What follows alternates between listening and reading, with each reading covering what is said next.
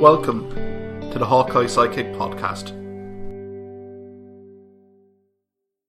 And you're very welcome back to the Hawkeye Sidekick Rugby Union podcast with your host Mark Kennedy, joined again this week by Liam O'Brien. Liam, how are things? Mighty Mark, another super weekend of Six Nations rugby.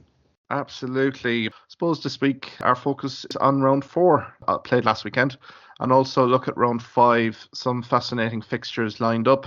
We'll also look at the Irish provinces. There's been a bit of contract news from Munster and Connacht perspective that we'll weigh in at the end of the podcast. I suppose, Liam, let's focus on round 4. First off, Murrayfield, Edinburgh. Ireland faced adversity and injuries yesterday, but came out on the right side out of a 22-7 win over Scotland. I suppose your thoughts and reactions? Just one of the best performances really in adversity that we've ever had to do, because I mean, to lose so many players and for Scotland to play so well in the opening 20 minutes, it was actually outstanding performance in that sense. I mean, there was a bit of errors strewn like in of course second half, but overall we tested our depth chart literally to the limits. The guys passed through it with just outstanding. Yeah, I think it's the adaptability that you've basically nailed there, Liam. It's how the Ireland team on the pitch, but also management off it, were able to adapt to the evolving situation that unfolded here, particularly in that opening period. What an abrasive test match, though, Liam, when you consider the first half, the number of injuries, both from Ireland, but also Scotland as well, significantly Richie Gray. But I suppose we can start from the start here, Liam. Pretty much even Stevens, first 3-4 minutes. And then we had the quite bizarre and embarrassing ball incident with Scotland taking a new ball, looking to hit a quick line out, failing, Ireland going over and then having it to be reviewed. I think it was a bit of an embarrassing call by all round by the officiating crew here. It was, yeah. I mean, like, because look, as I said, the Scottish throw didn't work and we got over, and then, you know, I've never seen a try disallowed for that before, for not using the same ball. Yeah, that's definitely something else. But look, it was good that we were up for it from the very start. I thought that's what it showed to me. Absolutely. No, I think both teams were given as good as they got. I think line speed from both teams was very impressive. So look, Ireland creating territory, creating opportunities. Johnny Sexton opened the scoring on 13 minutes for Ireland with a routine penalty after concerted pressure on the Scottish line. Thought that was a smart move from Ireland. But all credit to Scotland here. I thought the 10, 12, 13 access here for Scotland really worked very well, particularly in that opening half, and had Ireland an awful lot of defensive issues, and culminating in that Hugh Jones try in 17 minutes here, Liam. You know, it was again all the prominent guys. Russell was prominent, and then Tuipulotu, short little ball to Jones, who went in straight under the sticks for, I think, he's like a try every 2 games at this stage, Hugh Jones. And at that stage, Russell converted, and it was 7-3 to Scotland. And, you know, I thought it was fully deserved, to be honest with you. I think they definitely, in that opening 20 minutes, were on fire, I thought. They really did play the match very well, Scotland. I mean, on video analysis, the first 20 minutes, I don't think it could have gone any better for Scotland, particularly from the way that the game managed. They'd basically hemmed Ireland in into their own half, had really condensed or compressed territory here. And when you had Finn Russell, very prominent, I think, to Peluto as well. We'd talked about him in previous weeks, but I thought he really came out of his shell in this game. I thought he was very much in sync with Finn Russell and Hugh Jones being a main benefactor. And really, you know, you can have no arguments. I think Hugh Jones' try was very well worked. I thought from the Scottish pack perspective, building phases, committing Ireland players to ruck, and then, you know, space out wide. And again, great interchange of passes for Hugh Jones to get in. So obviously 7-3. But I suppose Ireland having to quell a bit of pressure here at this stage. But then a magnificent try. And I thought just the setup work from Ireland here. Just the identification of space out wide, but the ability and how they set this try up, Liam, was a magnificent, I thought, coaching and team play effort here from Matt Hansen.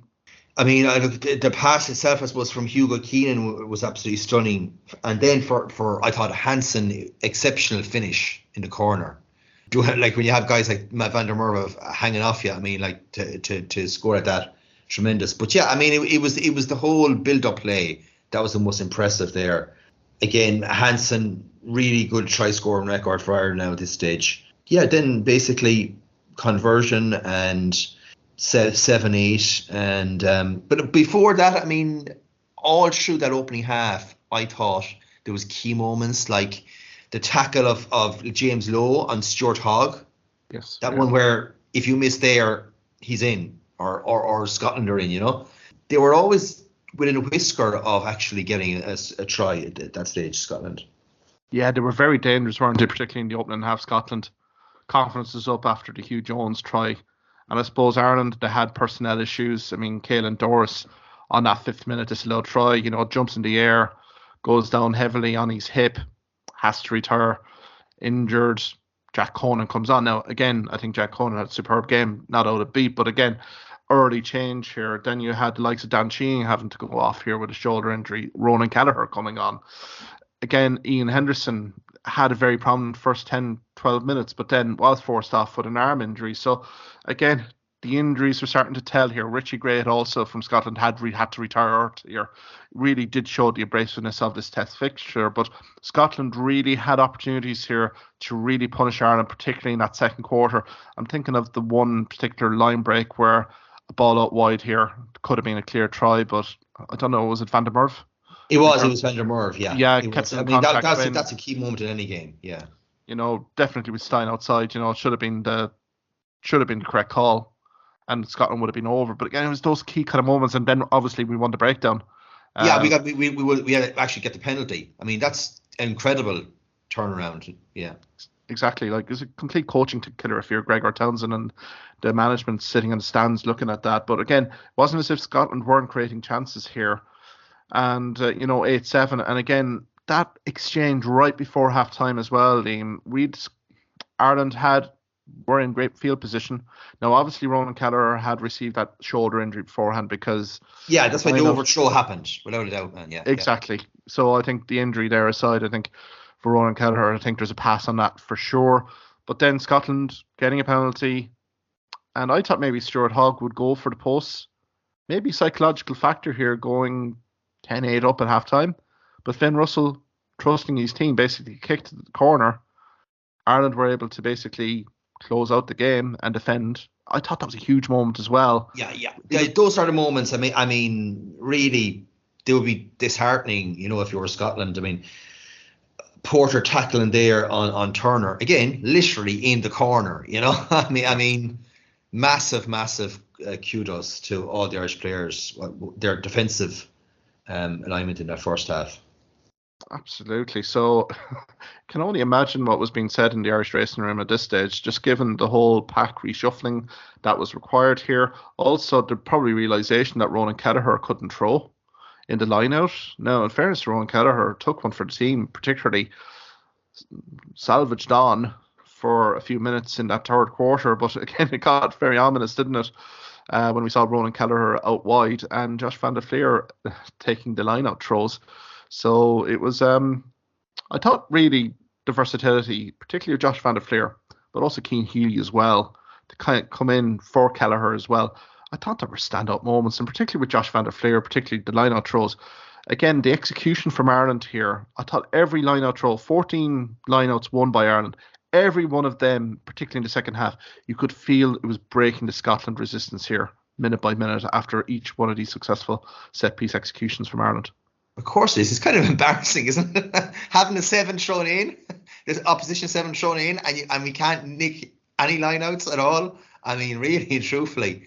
But I think the thing was that Van der Fleer, he did the right thing. There was no long throws, there was no middle of the line throws. It was throw to the front, and it was going to be either Peter Mahoney or Ryan Baird, and that was going to be it. And once it gets down for the maul, I mean, Ireland, excellent maul as well, so that worked out superbly. And yeah, I mean, and this new innovation we're going to have where you have basically bring on another of your best props, scrummaging props, and you put them into the scrum, and you would have no hesitation about that, it's something tactically, we talk about the bomb squad for South Africa. It's something we may have to really look at in a crucial World Cup game. I think so, Liam. I think every test match head coach going into a World Cup is probably running the rule over their prop and hooker depth chart, particularly prop, to see if a prop can actually fulfill the hooker position here, because maybe Ireland are onto something here, particularly if it was the last 10, 15 minutes of a quarter final in the World Cup, having to get that scrum penalty. I can see that probably potentially happening, where you're kind of maybe compensating a little bit in terms of the hooker going off, getting another prop who can play hooker to come in and do the job. So I think, to be fair to Keane Healy, though, it was such a unique circumstance. Now, we've heard about the old Belvedere under 12 stint here, but again, it just shows the versatility of Keane Healy to come in and particularly perform in terms of the scrummaging in that hooker position. I thought it was pretty much standout. Now, again, that third quarter from Ireland here, I thought was just absolutely standout in terms of how they put this game to bed and really taught Scotland a lesson in how to take your opportunities. And I suppose starting with the James Lowe try and 57 minutes, by this stage, Jameson Gibson Park had arrived on the pitch for Conor Murray. And again, Gibson Park basically putting up a very nice aerial kick for Mac Hansen to collect. And I thought it was just great hands here to allow James Lowe to get over in the corner. And I mean, really did break the game out here to a two-score game. Yeah, absolutely. And again, another excellent finish by Lowe. But yeah, it's Hansen. What a footballer he is, you know. To beat Lowe in the air, as you said, and then to stem on from there to a beautiful, beautiful pass as well, pass away. The fact that within a space of five minutes we scored 2 tries and pretty much wrapped up the game is hugely impressive, considering, you know, we were literally down players left, right, and centre at that stage. And then we have, of course, Hansen still involved in the next Irish try, where he passes on to Conan, and that wraps it up pretty much there and dusted.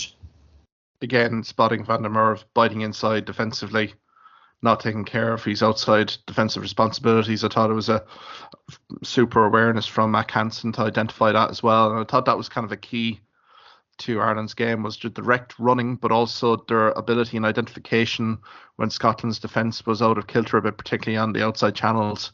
And I thought the Conan try, particularly on 62 minutes, I suppose going back to 58-minute conversion from Sexton here, getting it into a 2-score game territory, I thought clearly rattled Scotland.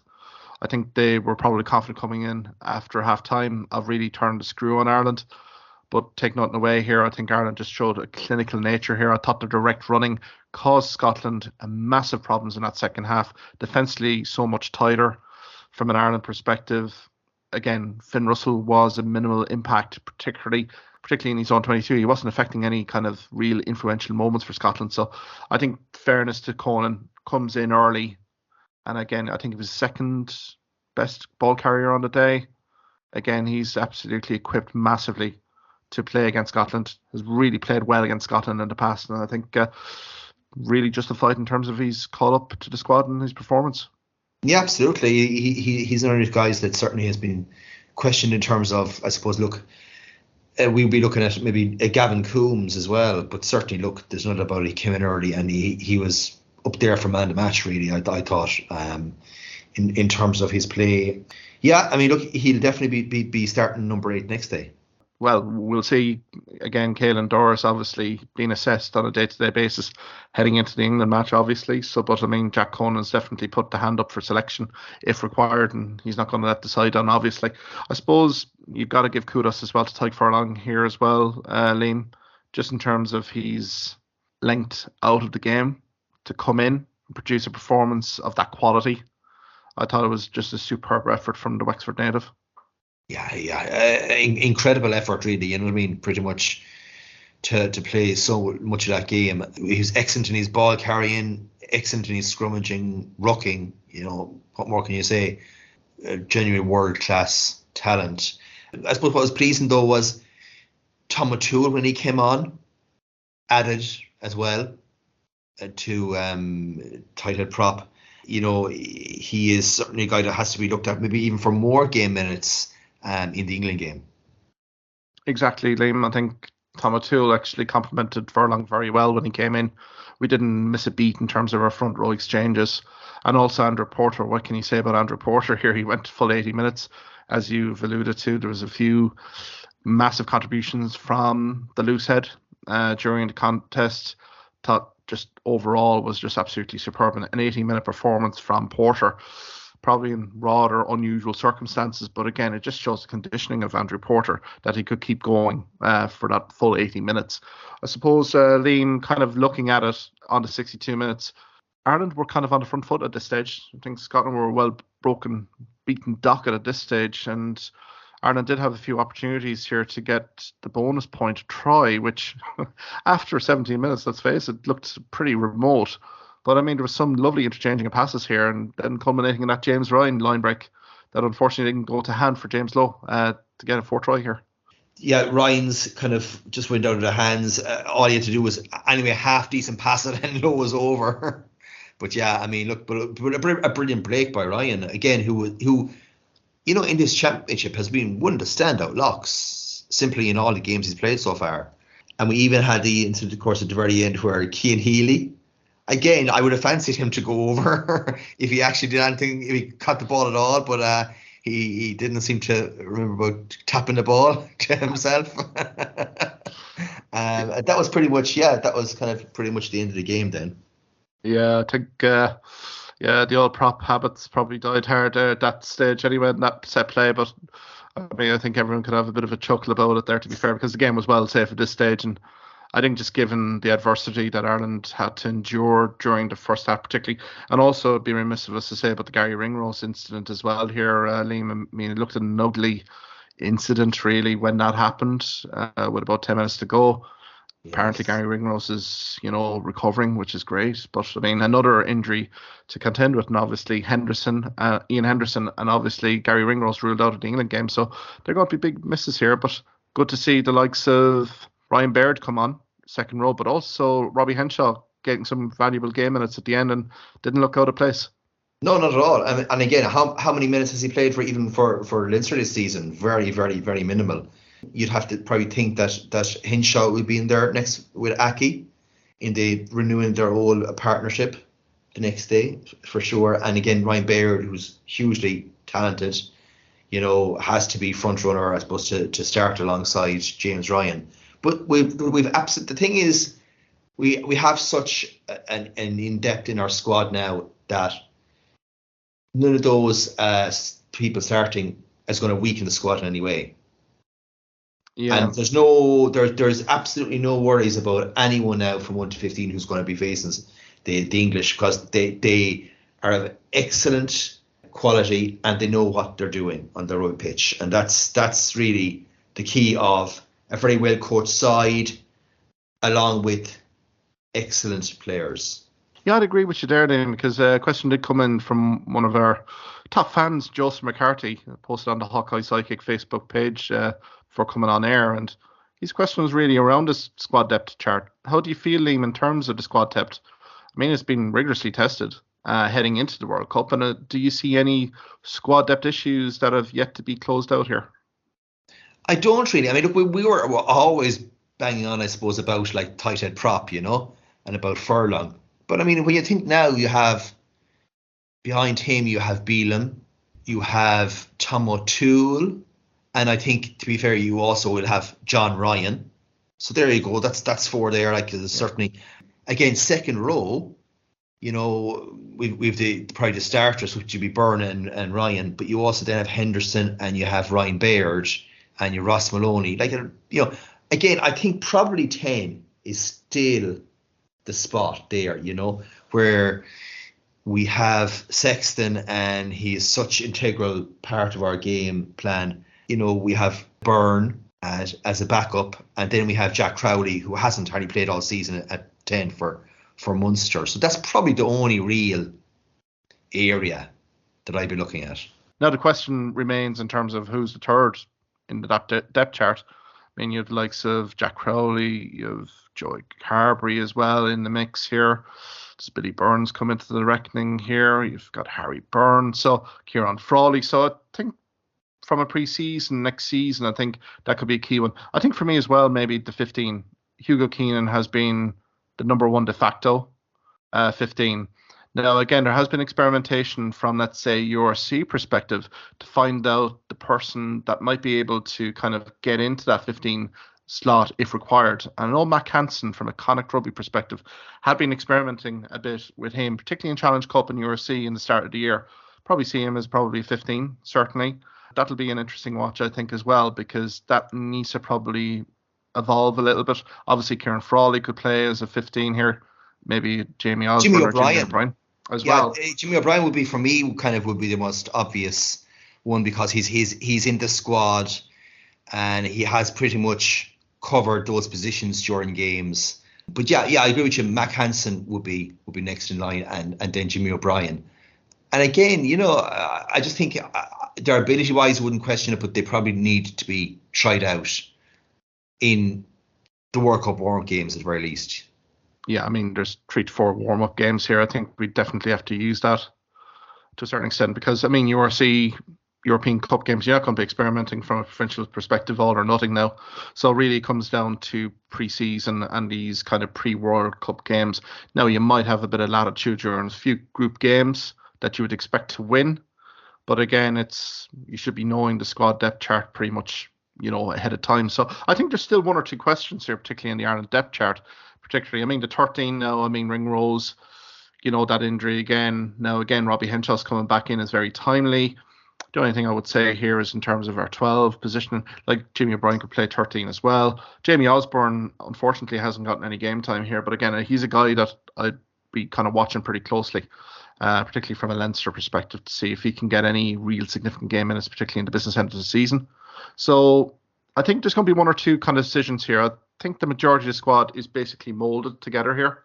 I think there's probably 4 or 5 places up for grabs here. I generally do, going into a flight for France in September. So I think it's then up to some guys, particularly in those positions I think that we've called out. Maybe Loosehead as well, to a certain extent. I definitely think Loosehead. I mean, the most obvious thing is if anything happens, say, to Healy or to Kilcoyne, who then? That's something that hasn't really been answered. Who then steps up at that stage? It's going to be interesting just to see. I think Dave Kilcoyne has put a foot wrong, and I think it was just circumstances on Sunday that had Andrew Porter definitely in for the full 80 minutes. But I would expect Kilcoyne to really put in monster minutes against England at the weekend, particularly. So I think for Kilcoyne, definitely it'd be a point to prove, and hasn't let the team down. So yeah, I think hopefully that answered your question, Joe, there. But I think from our perspective here, Liam, all sets it up quite nicely, doesn't it, for Saturday? Again, Patrick's Day week, Cheltenham, English coming over to Dublin. And a possible Grand Slam, first Grand Slam to win in front of our home fans in Dublin. Exactly. No, I don't want to heighten my anxiety so early on in the week. But yeah, I mean, the Grand Slam, Triple Crown, everything's up for grabs here for Ireland, really. And I mean, they'll know what's expected of them going into kickoff at 5 p.m. So I suppose we can get to the France-England game in Twickenham. And I suppose France breaking all records here in Twickenham. And I mean, from an England perspective here, in 113 years at Twickenham staging test matches, 53-10 is a record loss for England. What was your reaction here, Liam? Is it a case of France being too good or England being that poor? Yeah, or is it a bit of both? I mean, look, you could actually look at it at the end result and you could say, they walloped them. But England, England were there in a lot of that game into the second half. They came back a bit, in the start of the second half. And yet France also, you'd have to say, played probably the best 40 minutes of the championship, was the opening 40 minutes. The power and the pace that we know that we have was shown to full effect. But look, I think really, I've alluded already that I think this is the golden generation of France. And I think English rugby, in terms of the Premiership, is a very subdued sort of product at the moment compared to even the URC. And I think it's a substandard league, if I'm being honest about it. Maybe for a first time since its founding. That's also something that's going to, it's not going to change overnight. The players that are there are the best that England have. They just have to, I suppose, still have Steve Boardwick mould a new game plan that's going to suit these players to the best effect. Yeah, I think this is probably a wake-up call for everyone connected with English Rugby Union. I think this result had been coming for maybe a few seasons now. Now, the extent of the loss is fair enough, but I think the aspects on this game here, Liam, from my perspective, in terms of the game plan, in terms of team selection, in terms of even general conditioning of some of the players here from an England perspective, they were just wholly exposed on Saturday. I mean, where do you start here? I mean, even after 2 minutes, you could see England's defensive line speed was literally in sixes and sevens. The gaps had been opening up. I mean, France, an exquisite try after 2 minutes from Tomas Ramos. Dumontier, a beautiful line.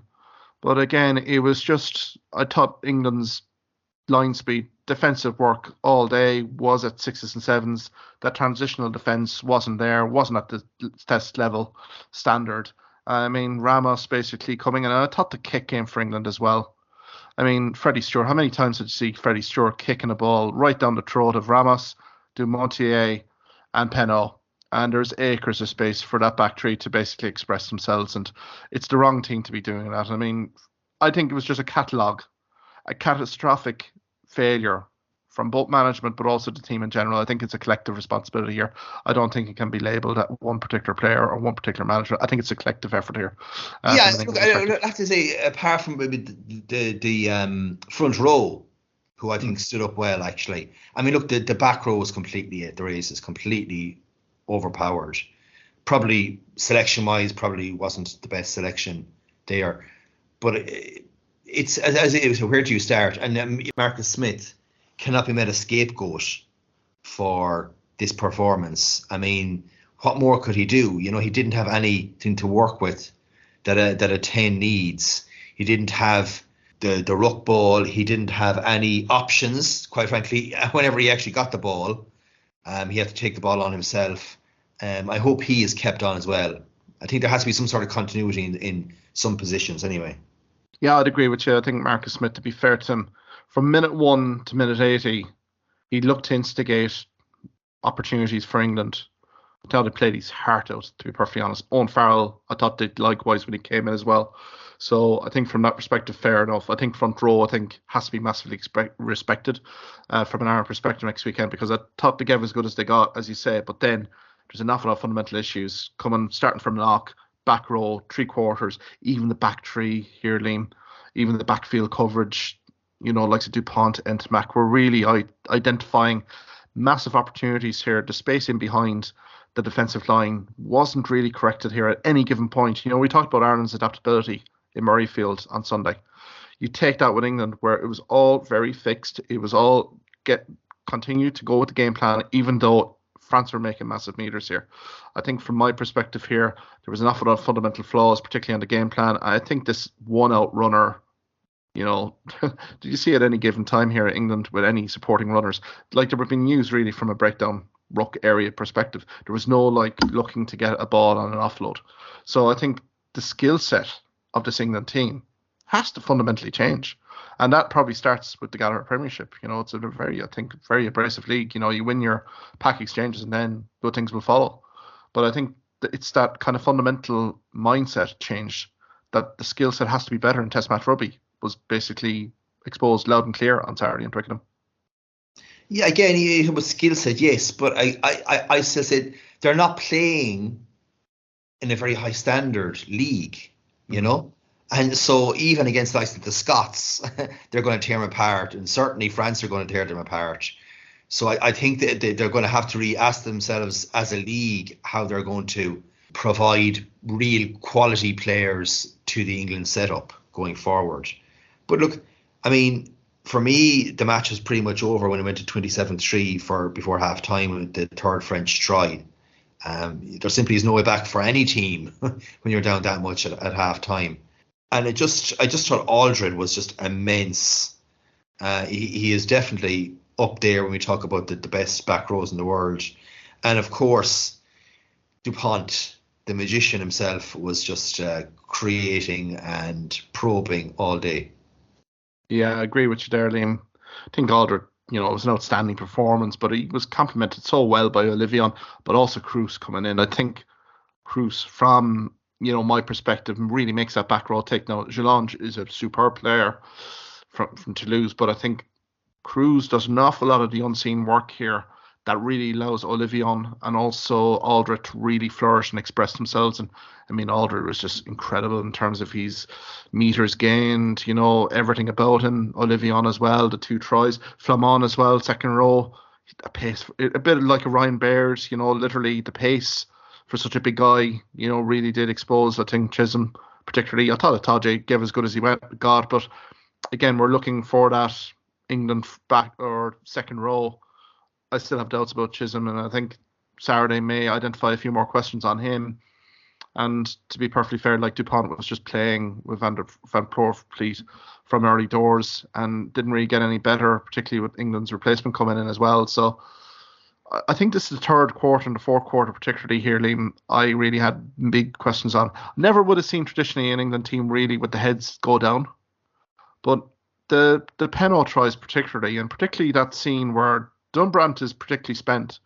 He's spent after 50 minutes. That kind of almost like nothing tackle there on Penno. Yeah, that was.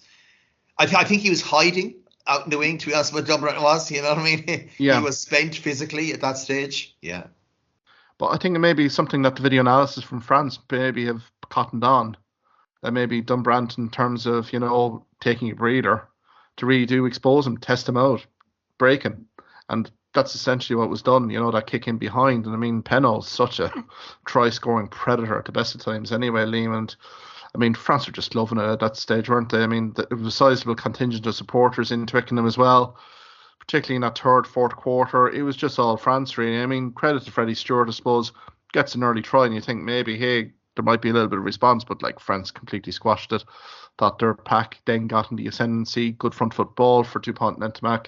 But I mean, those Penno tries particularly, you could see heads drop, and from an England perspective. And for me, yeah. But again, for England, what I would say in terms of that Dunbrant, and they did get injuries. I think their hooker was injured. I think Lawrence, he came off, and it ended up that. I think that's maybe why Dunbrant actually also was kind of out the wing. He was certainly kind of a roving backline player at one stage there. But I think Lawrence is out, hamstring injury. But I think, to be fair, if he was playing against Ireland, I think defensively, I think there was questions for him to answer on Saturday if he was playing, to be perfectly fair. So I think the fact of the matter is, Ollie Lawrence being out might be a benefit here for England, really, or generally do, just given, that you probably have one Manu Tulangi probably coming back in. I think he has to come in. Really steady ship in that 3 quarters and really give, real kind of front foot ball here. I mean, Liam, from an England perspective here, I expect a wounded animal to come to Dublin and really produce a performance, because there's 7 or 8 players in this England squad. I would be all surprised if Borwick and Sinfield actually put the 23-man squad out, apart from maybe Lawrence gone, Tulangi comes in. But I think there's about 8 or 9 of this team that are really playing for their test futures on Saturday, which makes this a bit of a dangerous proposition for Ireland to really contend with. Of course it does. I mean, England can't get any worse. And in the space of a week, we've seen it particularly in rugby as a sport, teams that get hockeyed one week come back the next week and win. So it's not beyond the bounds of possibility that England can do that. And I think they will play with an energy, and they're going to play with a freedom now that was going to make them a very dangerous animal indeed. As they're going to have already, they have an excellent front row that's going to test us, certainly scrummaging wise. I think you're absolutely right there in terms of Tuilagi, who's going to give them some serious go forward ball up the middle there. From there, they still have in the likes of Stewart and the likes of Arundel some very dangerous runners as well. Yeah, I think they're playing for their England positions, every one of them. Yeah, because look, I expect Tom Curry to be back in automatically. No slide on Jack Willis, but I think the fact of the matter is, needs must here. I think Tom Curry definitely has to come back in. He's massive leadership and experience here. So I think you're going to see probably a more solidified, England's backs are against the wall. And I would also say here, Liam, the record of England and Twickenham hasn't been great. And I think from an England psychological player perspective, playing at Twickenham maybe sometimes provides that negative aura for them, that they seem to play a little bit better away from home. I'm thinking in terms of Millennium Stadium, I'm thinking in terms of Rome, I'm thinking on other occasions where they've actually played pretty decent away from home. Like that kind of microscopic viewpoint from a home fan perspective may not be on them. So I think that's another layer off them. The shackles could be off a little bit. So I think it'll be an interesting response just to see what Steve Borwick, Kevin Sinfield actually do in terms of team selection. I think for the 23-man squad, I think he could do an Eric Den Haag here and just literally pick the same 23-man squad apart from Ollie Lawrence and Manu Tuilangi, but basically say, look, redeem yourselves. You've an opportunity here to redeem yourselves and right a few wrongs from last weekend. I genuinely think that's probably going to be the case here because Courtney Laws is gone. He's out. I mean, Ollie Lawrence obviously is out as well. It'd be interesting to see if Mako Vunipola would get in. But as I said, front row gave as good as they got. So I think it's really honing in on back row, maybe second row here, and maybe the three quarters here, where we may see minimal changes here from England. Yeah, and I mean, the thing is, if England don't give at least a performance to make themselves proud of next week, I mean, that's their World Cup gone, as far as I'm concerned. That is the World Cup gone. There is no coming back if they have two, really bad defeats back to back to France and Ireland, because then you're facing into the World Cup pre-warm up games and into the World Cup, and again a group where what looked on paper being quite easy could again turn out, with the Argentinians and the Japanese, could have turned out to be a bit of a disaster. So yeah, they basically have to write it quite quickly, and they can too. I mean, we've seen teams before. We've seen England in 2007 get to a World Cup final 3 months after getting absolutely walloped by South Africa. So it certainly is possible for England to rise again. Well, certainly the case study in the previous World Cup cycle was South Africa. 12 months prior to a World Cup, they were an absolute mess. So I think that it's a bit more precarious, I think, from an England perspective. They definitely need a performance won anyway on Dublin. Regardless of the result, they need to put pride back in the jersey. I think they will probably do that, because the occasion in Ireland, there's, all the pressure's going to be on Ireland really fundamentally here, Liam. So I think I'm expecting a good performance here from England, and it's a kind of dangerous when you're kind of talking down on England's side because, again, I think that front five is going to deserve an awful lot of respect here from England. Historically, England's physicality has posed problems for Ireland before. So I think it will be an interesting call here, particularly. But I suppose take nothing away from France, 53-10, they hadn't won in Twickenham in God knows how long. I think it was 2007, was it? That last time that they'd won in Twickenham. So I think from that perspective, the monkeys off their back. The record books torn asunder here in terms of biggest winning margin. Really sets them up nicely, doesn't it, for World Cup 2023 and also Wales at home next week. They could put a bit of pressure on Ireland and maybe secure a championship in the process. Yeah, look, I mean, they definitely are going to rack up, I think, a big score against the Welsh. I suppose different points difference-wise, we're still plus 20, so, it would have to be a really, really big score for them to overtake us.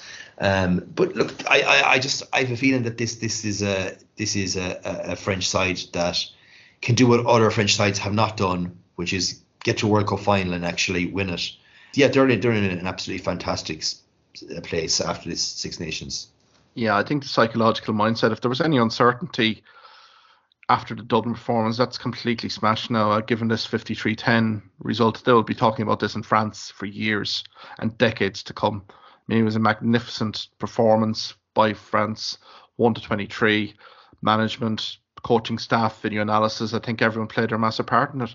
So, I mean, they go into that Welsh game in Paris, very buoyed, positivity, good dry track here. You could see a few points being scored and then leading itself into the pool stages here, particularly with New Zealand in their own pool. I mean, it's going to be fascinatingly poised, but they can't come into that tournament any better. I mean, the unbeaten run is not even an issue anymore. So I think this team is going to prosper and rejuvenate even more in pre-season. So I'm excited to see what France will deliver in their own home World Cup. I suppose, Liam, we can probably switch to Rome as well. The wooden spoon fixture for many. Wales, to their credit, we'd questioned in terms of front five. We questioned in terms of where Welsh performance would come. And it actually came, particularly in that opening half, a 29-17 win over, let's be frank, a very misfiring Italian performance, I suppose, Liam. General reactions to that Welsh win? You'd be happy to see it, at least, I suppose, that Welsh performed. But also, I suppose, look, the more take from it that the Italians didn't, to give Wales such a big lead, like which ended with like basically a penalty try. Yeah, that was most disappointing. It was kind of errors from the Italians early on, gifted a big lead to Wales. But look, Rhys Webb, I think you've been a big fan of Rhys Webb in the past. He's just a class halfback. And to think that he hasn't been playing for Wales since I think it was March 2020 is absolutely crazy. And he gave an absolutely masterclass display in terms of control and kicking. And so that was a huge difference in the game overall. Yeah, I thought there was a clear differential in terms of the scrum halves on the show on Saturday. I thought Rhys Webb gave, as you say, a masterclass. This guy is number one Welsh scrum half. No ifs, buts about it. He's a guy that you could basically build a team around for this World Cup. And I think Gatland has seen that loud and clear. Thought his game management was absolutely spot on. Great tempo. Now, in fairness to the front five, we've been very critical of them here, Liam. I thought to a man, they definitely delivered. Thought David Jenkins coming in as well, along with Adam Beard. There was solidity there, particularly in terms of front row as well. Scrummaging was fairly on point. So I think it's amazing the platform that they gave Rhys Webb, but take nothing away from Rhys Webb's performance. I thought his kicking game as well. 2 assists as well here, Liam. I suppose we can go through the tries. Rio Dyer's try in 9 minutes. Very opportunistic try from Dyer, but my God, Liam. The Italian backfield here. I mean, Pierre Bruno. I mean, video nightmares on that performance from start to finish. And what's he absolutely playing at here in terms of trying to deal with that ball? Yeah, absolutely. Was a high-rated player himself, but yeah, look, I mean, Rio Dyer, I suppose the ball you could say cut out Italy and the bounce, and Rio Dyer on the chase. Then absolutely excellent finish. And, that was a very impressive start to put the Welsh 10-0 up early on in the game, really. Yeah, it was dominant here. I thought maybe the occasion got to a few of the Italian players first up because there was an awful lot of ill-discipline, giving easy access to Italy, but this Liam Williams try on 19 minutes. I mean, if you're a defensive coach for Italy, you're tearing your hair out here. The number of Italian players that attempt to tackle Liam Williams, I think Varney has 2 attempts and misses both to get over. I mean, Liam Williams is an elusive runner, I know that, but my God, there's like 4 or 5 Italian players in close confines not stopping him.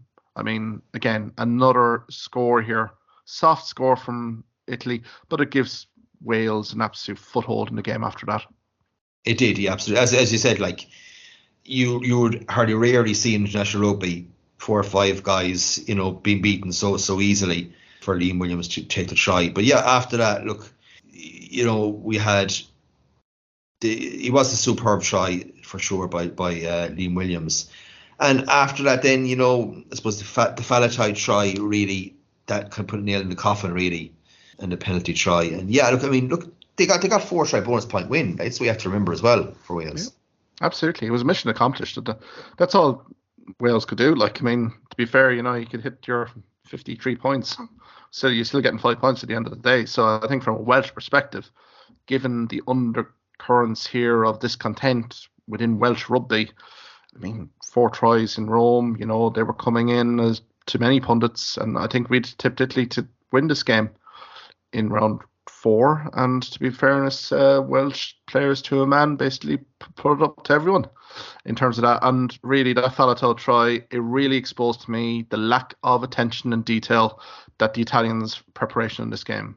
Only in round 3, Conor Murray had exploited quite a similar kind of lapse in defensive cover from an Italian perspective. Fast forward 2 weeks, Rhys Webb does exactly the same, sets up Faletau. What's that to tell you in terms of player mentality and also the coaching perspective here? I think Kieran Crowley struck a very frustrated figure. I know he's taken a barb at a few of the officiating crew decisions, but look at the 4 tries we've even talked about here. These are all unenforced errors here from Italy's defence here. So, I think Kieran Crowley trying to deflect a little bit here. He must be massively frustrated and disappointed here, particularly defensive side, but also in terms of ball in hand, where they squandered again several try-scoring opportunities here, Liam. The head coach really was a frustrated figure here. Yeah, he was. I suppose. Look, they did get the opening try there in the second half as well to get some way back in the game. But then, of course, that try then on almost with half an hour to go from Faletau. Again, Reece Webb break to put Faletau in, and that was definitely the winning of the game from Wales. Yeah, I mean, look, I actually thought in the second half that Wales missed some opportunities as well, to be fair, as the game went on. So, yeah, Italy just didn't do anything, I mean, I was disappointed with the fact that, okay, they were out Capuzzo and they did have Garbisi there, but it just didn't seem to click for them on the day. They just kind of overplayed. Maybe the pressure got to them in front of their home crowd, and the expected win just didn't come. Kieran Crowley pointing about officiating woes, but I think on another day here, Pierre Bruno is getting an early bath, isn't he? The hand fend off, whatever you want to call it. I think that's a straight red by anyone's book, I think. Yeah, it's definitely not a yellow. Definitely, yeah. Extremely lucky with that. Yeah, and I think credit to Joy Neville here. I mean, she stayed solid in terms of her decision making and basically had highlighted what had unfolded here and thought the officiating here from the match referee maybe left a bit to be desired here. That was a red card for me. We'd seen it with Bolton and with Munster against Saracens a few seasons ago with a similar kind of incident. I mean, it was kind of light as day, but also the discipline here with Cannoni as well, particularly on the defensive ball. I mean, that's a correct call as well. Now, I know Crowley was chirping a little bit in terms of maybe some aerial challenges here from a Welsh perspective not being pinged. But I mean, look, you've heard me enough here in the last 3-4 minutes talking about this game. There's been an awful lot of unforced errors here from Italy that really conspired and they're the architects of their own downfall. I think this is a massive step backwards for Italian rugby, if I'm being brutally honest, just given the opportunity to play a Welsh team who, let's face it, it's been a very traumatic few months in Welsh rugby. So I think the conditions were right for Italy to really produce a performance, but they didn't deliver. And I think from a Kieran Crowley and coaching perspective, it's going to be one that's going to grate at them, particularly in pre-season, heading into a World Cup. Yeah, it is. I mean, it's one of those things where it was going to be so promising for Italy in this Six Nations, and yet it's kind of dying out at death now at this stage. Looks like it's going to be another 5 losses in the Six Nations Championship and another season bottom of the table for Italy. And that's the most disappointing thing about it. For Wales, I mean, they can now possibly look at doing something against France in their final game. Italy are going to Scotland, and Scotland is smarting from their loss. So it's just, I still think that Italy are the best of the rest when it comes to kind of the World Cup, like maybe their 10th or 11th, their best of the rest in the world, and they just need to get all their players on the pitch at the same time. I'd agree to a certain extent, but I'm seeing trends here. I'm seeing trends from previous seasons. The first up tackling is not good enough, particularly when you get outside 12, 13 channels here. I think there is massive opportunity for opposition, particularly in the World Cup, to really exploit here.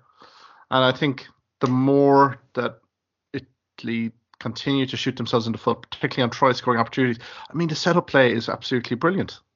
But it's the game management, and I think the coaches get absolved here. It's down to the player mentality here to basically pick the right decision. Too many times the wrong decision's been done. I mean, in round 3, you saw Brex basically kicking in behind when basically continued to keep ball in hand, would have guaranteed a try against Ireland. They let Wales off the hook here with 2 or 3 try-scoring opportunities. I mean, players not passing outside, keeping it into contact, fluffing their lines, red try fever, whatever you want to call it. As long as those characteristics are still here, I felt Kieran Crowley post-game was a man under pressure.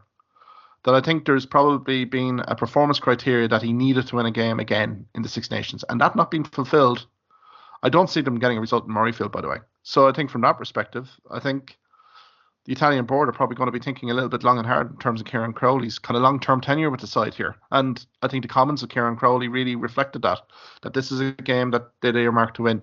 And I think from a World Cup 2023, I think they should be progressing here. But I think for other opposition here, particularly the teams ranked below them, I think there's opportunity here to really kind of attack Italy, particularly defensively, and also from, let's say, an Italian unforced error perspective in attack. I agree with you. Like, I mean, the thing is, they're clicking to a point. Italy are, they really are clicking. They're that pass away from basically going over. I mean, but yeah, I mean, and it's a kind of, it is a recurring theme now in all their games. Their inability to finish off when they have all the opportunities. I still think that on their day, they can cause anyone real attacking. I mean, we look at Ireland when they played Ireland, and for Ireland, it was pretty much said that Italy actually tested Ireland in a way that no other team in the championship has in an attacking sense. So I think there is some hope there for them. I think to be fair to Italy, they travel to Murrayfield. I suppose we can look at the round 5 fixtures here, Liam, get a call on it from you. I suppose starting with Scotland, Italy, first game up. I suppose you know my thoughts in terms of Scotland. I know Scotland will be bitterly disappointed after round 4 and losing to Ireland, but I suppose this could be a perfect tonic for them to maybe hit a few points against Italy in the last round. Would you agree? Yeah, I would. I think, you're looking at, I suppose, the likes of Duhan van der Merwe, and particularly, you could see him getting maybe 2 or 3 tries.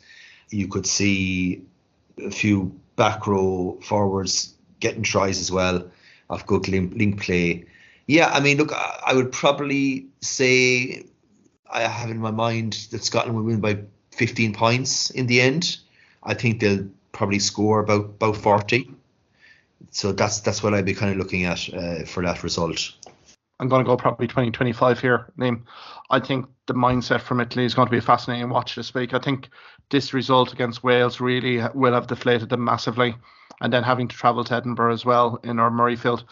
Against the Scotland side, that, let's face it, they did pose Ireland an awful lot of defensive problems. And you can see with their capability, particularly with Russell to Pelutu and also Hugh Jones, I think it's going to be a key one for them. And also Stuart Hogg, I think, will have a massive day. Now, he won his 100 cap against Ireland. Was kind of seen to good effect until he went off. But, I mean, I think he could have a field day here, really, with the backfield defensive setup here with Italy. So I think 20-25 points for Scotland. I suppose the mid-afternoon game here is in Paris. Wales have decided to stay in continental Europe from their Italian Rome win. They go to Paris to face France, who are literally on the crest of a wave after that 53-10 win against England at Twickenham. Do you give Wales any chance here, Liam? I think it's going to be a high-scoring game. I think it's going to be very, and those France-Wales games are always very, very open. So yeah, I think it's going to be high-scoring. I think that France are actually going to hit the 50 mark, actually, again, for the second game in a row. I think that you'll get to see 4 tries scored by Wales. So I'm thinking 20-point win for France in Paris. Yeah, I'd kind of go along with that. I think the pressure's off Wales a little bit in terms of that result in Rome. I think, the performance, I think the Welsh players, they're going to express themselves a little bit more with ball in hand here as well.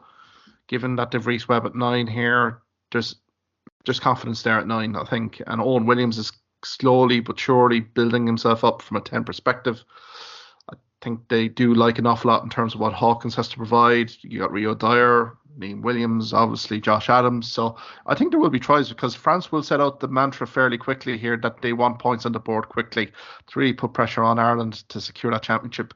They will leave defensive line gaps. So yeah, I'd be with you. I think Wales will give as good as they get for maybe 3/4. And maybe France coming in with maybe 1 or 2 tries at the end really to embellish the scoreline here. But I think it'll be more of an upward curve from Wales in terms of their performance here. Again, they may lose by 15-20, but I think France will win. Mightn't be enough to secure the championship, but I think, again, it's going to be more confidence-boosting performance for both sides, I think. France for me. And then ultimately at 5 p.m. on Saturday evening, Ireland hosting England in the Aviva Stadium. Now, again, as we record this podcast, it's early on in the week. So day-to-day monitoring, particularly of the likes of Caelan Doris, Ronan Gallagher, Dan Sheehan particularly. We've news that Tom Stewart has been called into the squad along with Ross Maloney. I suppose, Liam, given that backdrop for Irish injuries, also England coming into Dublin hurt from that record loss, To me, this looks quite a tough fixture, really, to really kind of predict here, just given the dynamics on both sides. Yeah, I definitely think England are going to be a different animal this weekend. As you said, with all the injuries that Ireland have, what kind of team are we going to be fielding? I definitely would be hugely confident that Ireland will actually get the victory. Absolutely, no doubt about that. But I think it could be like in 7-8 points win against England. We've fairly well walloped a lot of our teams in the past, but we've never really, put England away. I always remember, even back to the 18 Grand Slam and winning away, and we brilliant performance, but in the end there was almost nothing in it. There was I think it was 9 points or something in the end in it. Good. So we have to kind of put that in perspective too. That's why I would go with 8-point win for Ireland in a game where I don't think either team is going to score an awful lot, maybe 2 tries each, I think, over the course of the 80 minutes. Yeah, I think it's a fascinating one. I think the weather conditions in Dublin as well hopefully will be set fair, because if it does, it really will play into Ireland's hands a little bit. It'll be fascinating just to see Ireland's physicality against the England front five, because I'll repeat, I think they'll deserve massive respect coming over, because I think historically with England, they've brought an awful lot of physicality, line speed, and Ireland at times haven't been able to cope with that. So I think it'll be a fascinating watch from Ireland, particularly with the personnel issues that will be invariably taking place during the week, how they will counteract that. But again, they've dealt with every test that's come along this year, Liam, and even last season. I think the New Zealand summer tour as well. I think from an Ireland perspective, this is looking like a fitting finale here for Johnny Sexton, particularly retiring. I think there's an awful lot of motivation here.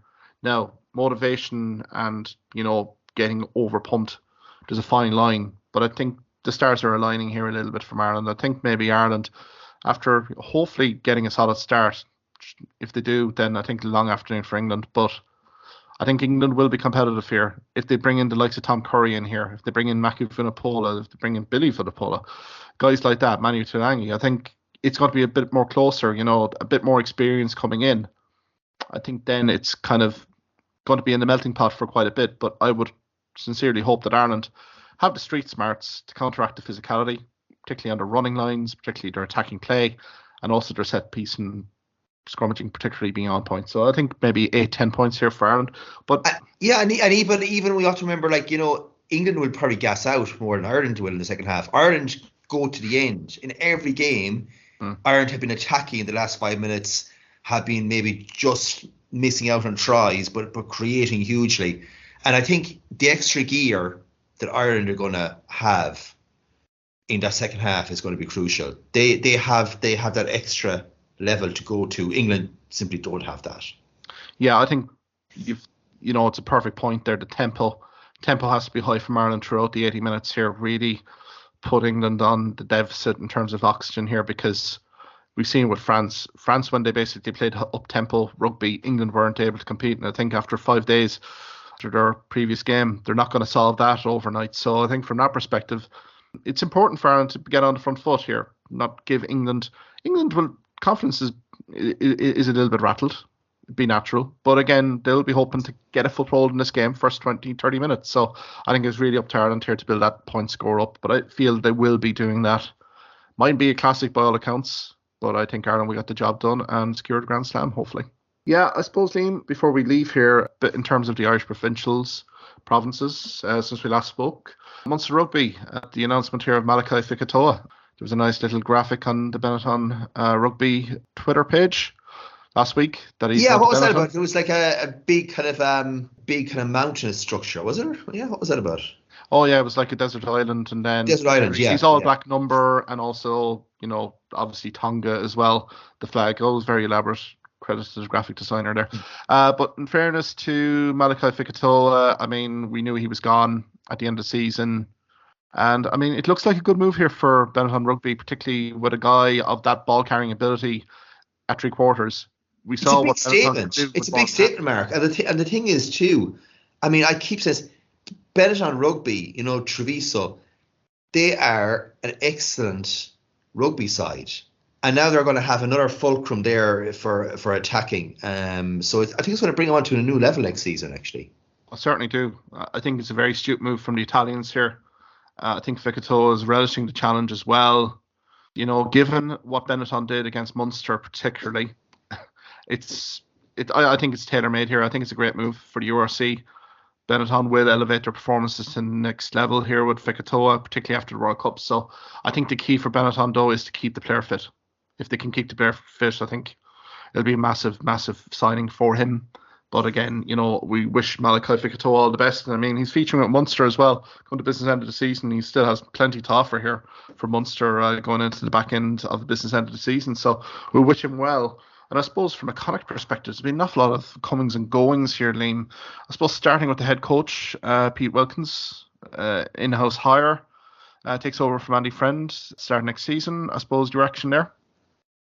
Yeah, look, I mean, I think you can always look at in-house appointments as being a positive in terms of they know the players, they know what's available to them. But, you kind of need a fresh perspective too. And so I'm just wondering, what I'm trying to wonder, I suppose, effectively is, like Andy Farrell with Ireland, who was already in the setup, there's no problem with that, but you need to almost create your own backroom team around you. And that's going to be the key, really, isn't it, going to be for Wilkins? Well, I think there's going to be a bit of rebuilding done anyway, because we knew Mossy Lauder was moving from Connacht to Munster as a skills coach next season. And now Dewald Sinikal, now he's a highly rated South African coach. He's arrived in Connacht, and I think the pack have evolved massively under his tutelage. He departs the club at the end of the season to go to Annex, who are flying high in D2 in France. So I think that's a massive loss. I mean, Colin Tucker has renewed a 3-year contract extension, but I think Sinikal is going to be a big coaching shoe to fill here, Liam. Yeah, massive altogether. And, you also have, I suppose, look, Mossy Lawler departing as well. That's going to make a difference as well. I just think that some of the signings, though, this season, well, the recently signing of Sean Johnson has probably been kind of a standout signing, who's also Irish qualified, as it happens. That's a fascinating one for me, Sean Johnson. I mean, Dunedin, New Zealand born, but obviously qualifies, through his family bloodlines. A very abrasive number 8 here, Liam, and again gives us a little bit more depth chart, potentially going into a new World Cup cycle, I would say. Particularly with his age group in the mid-20s. Now, Leicester Tigers fans have reacted. They wish the player well. They rate him extremely highly. So I think Connacht are getting a good one there. Coupled with Joe Joyce as well from Bristol Bears here as well. I think there's 2 nice signings here, but counteract that by the announcement of Kieran Marmion's departure to Bristol Bears. I think this is a big loss for the ball club in terms of his experience and also his leadership within the ball club. I suppose, what were your reactions there when you heard that Kieran Marmion was departing for Bristol? I mean, it's huge, isn't it? Because Marmion has been basically their first choice number 9 for as long as I can remember now, and an integral part of the club, as you say, and who a guy who's played for Ireland at the highest level too, so he has a vast experience that you can't just buy. Yeah, it to me, I hear about the Marmion, I hear about Bundy Aki and other senior players, and I think that's disappointing. Really, is the senior players at the club kind of having a bit of issues with management. It's not a good look, and obviously for the younger players too, it's not ideal to expose them to that. Yeah, there does seem to be a bit of friction there, as you say. There's one or two players that haven't really got significant game time. Now, coaches will counteract that by saying we're just seeing what we're seeing on the training paddock, but particularly when senior players are kind of voicing concerns here and not getting game minutes, that can be a bit of a destabilising effect for a ball club. So I think it remains to be seen in terms of, we'll never know the full story in terms of Marmion's kind of departure. I know the 1-year contract was offered. He got a 2-year contract with Bristol Bears.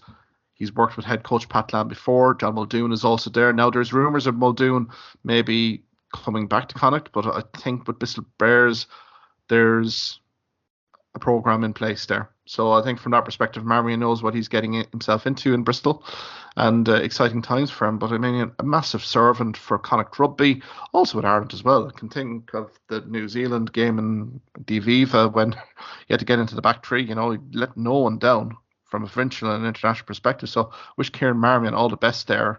I mean, it's, I think it'll be an emotional send-off for Kieran Marmion towards the latter end of the season here, and we wish him well. I suppose, Liam, we'll leave it there. Plenty to cover tonight anyway.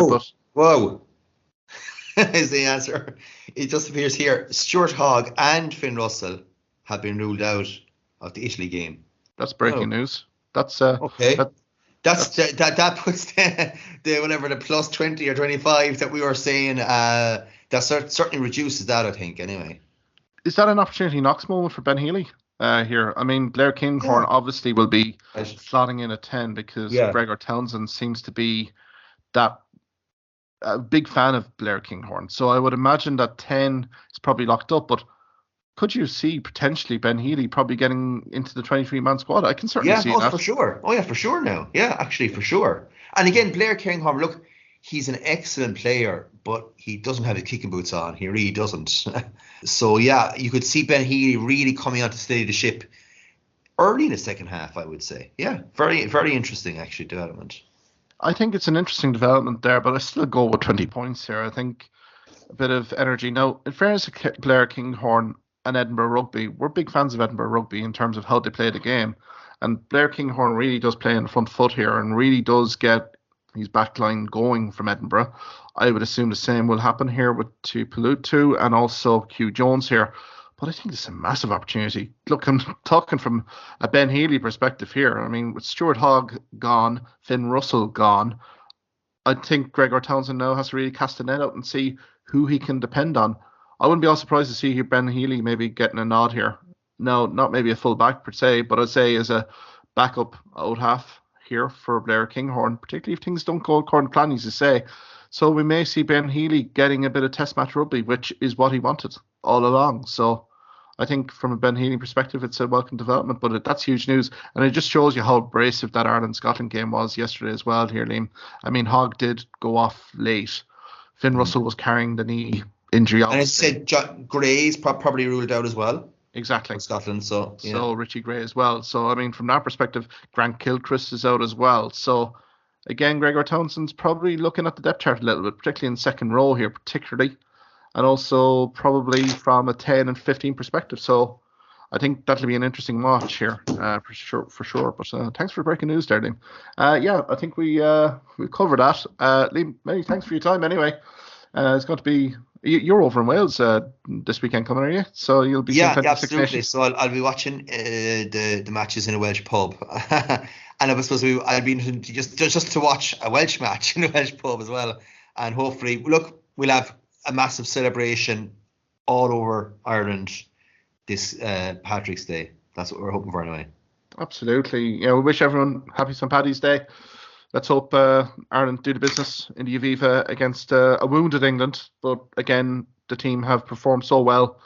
Confidence should be high going in. I suppose next week, Liam, we'll review the Six Nations, look at the Six Nations as a whole here. I think we've already talked at length here in terms of squad depth, but I suppose we can have a look at each of the nations and then look at the URC again. We're heading rapidly into round 15 territory here. There's massive playoff permutation games for the weekend of the 25th, so we may review that as well. But Liam, enjoy your time in Wales and we'll talk next week.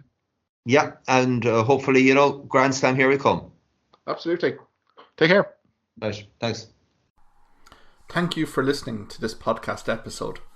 If you liked what you heard in this podcast, why not subscribe to the Hawkeye Sidekick podcast on either Amazon, Spotify, YouTube or Twitter platforms. You can also follow me at Hawkeye Sidekick on Facebook and Twitter for the latest sporting opinions, articles and reports.